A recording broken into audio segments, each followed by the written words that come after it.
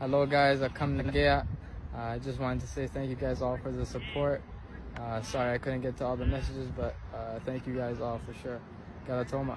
Sagaleen kun Oromoo miiliyoonota bira akka dhaqqabuuf haga dhumaatti ilaaluun hiriyoota keessaniif sheer gochuun haga dandeessan copy link gochuun eegala. Ilmi Oromoo waan hedduu jedhamee fi ture amma boqonnaan isaa England taasifateera. Ali Afandi Ahmed maatii dachee Oromiyaa Harargeerraa gara Kaanaadaatti qajeelan irraa dhalate. Ali Ahmed kilabni Bundesliga Jarman Hertha Berlin akkasumas La Liga Spain Espanyol barbaachisaa qabaatanis taphatichi kilaba Championship England kan ta'e Norwichiif taphachuuf walii galteerra gaheera. Taphattoonni akka Thomas Muller taphaticha osoo gara Awurooppaa imalee akka milkaa'uuf dubbachaa kan ture yoo ta'u abjuun waggoota hedduu amma dhugoomeera. Premier League England keessatti falmachaa kan ture Norwich bara kanas gara liigichaatti deebi'uuf ijibbaata falmachaa jiru keessatti Ali Ahmedin dabalateera. Tarii ilma Oromoo yeroo jalqabaaf Premier League England keessatti arguuf yeroon isaa fagoo hin fakkaatu. Lammummaa Kaanaadaa kan qabu taphatichi garee biyyaalessaa keessatti taphattoota biyyattiin qaba jedhu